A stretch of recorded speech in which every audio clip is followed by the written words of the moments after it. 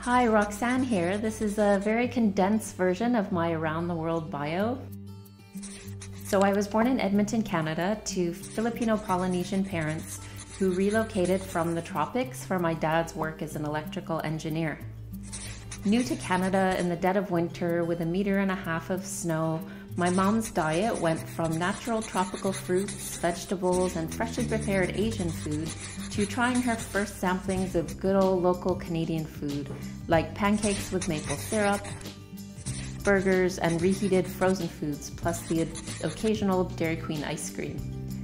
At the time of this transition, she was pregnant with little me, and when I was born just after midnight on April 7, the temperatures had already risen to a balmy -3 degrees Celsius, a great welcome to the world. I had a good childhood, Asian kid growing up in a very mixed pool of cultures thanks to Canada's lenient immigration policies. At home, I enjoyed the ways, foods, and cultures of the old country, as my parents often referred to the Philippines, while at school, many of my friends were from the Caribbean, UK, Italy, Greece, and different parts of Asia, everywhere really. I remember at the end of one school year, a teacher encouraged our class to bring in a food dish from our native countries and then be prepared to introduce and share it with the others. I loved that experience and remember a unique African sweet potato peanut soup. These cultural lessons were always as interesting to me as the school lessons, which of course weren't always so interesting. During summers, my parents would take my big brother and sister and I on fun fishing outings, camping trips, sightseeing around Ontario, and visiting family in New Jersey and along the US East Coast. They were active and had many friends whose kids were around the same ages as my brother and sister and I. There would be all-day picnic get-togethers and luau's in the park that we enjoyed to the fullest. One memory that stands out is finally learning to ride a bike without training wheels, and then deciding to get bold and encourage my big sister to hop on back, if you'll remember those banana seats. So I doubled pretty steady with Wendy on the back until we came to only a slight downward slope that I wouldn't even call a hill. And well, you guessed it, I braked too quickly and we both went flying, my poor sis getting the worst of faceplant scrapes and me escaping with only a few cuts and bruises. Way to go, Roxy. My mom also brought me along to accompany her at community yoga classes for adults when I was 5. The ladies in their blue onesies, leotards with blue leggings, yes, we're talking the 70s, would smile and admire that this kid was able to twist and perform backbends and splits positions with ease.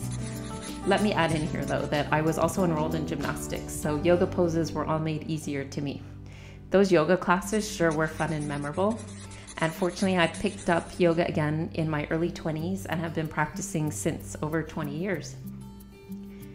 I attended Western University in London, Ontario, majoring in psychology and poli-sci, then attended Hadlow in the UK for my sports physiology rehabilitation degree.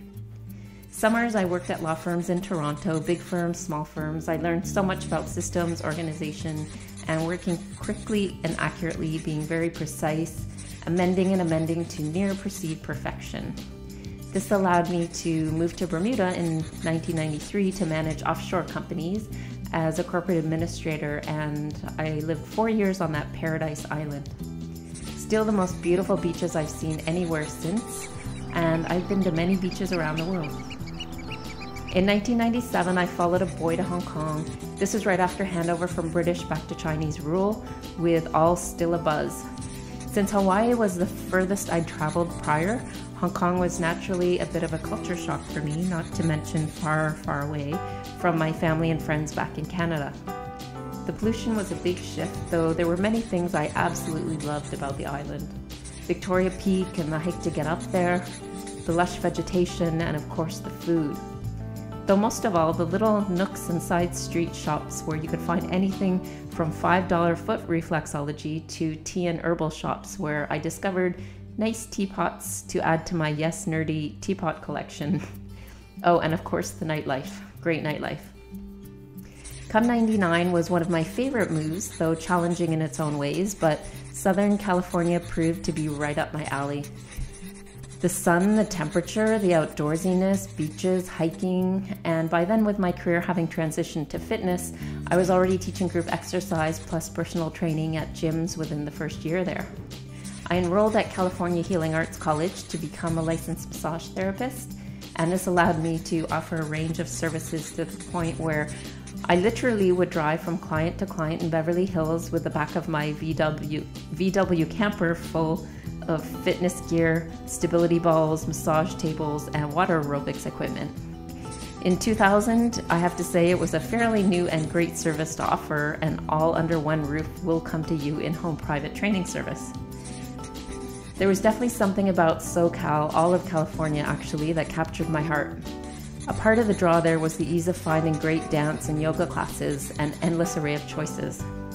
It was here that I started to practice yoga regularly and meditation in the mornings, which amazingly led to the end of dairy allergies I'd suffered for years. If you recall the story of mom trying dairy for the first time with little rocks in her belly. Early 2003 saw me back to Hong Kong, an offer I couldn't resist, managing Hong Kong's first yoga studio with Indian-only instructors.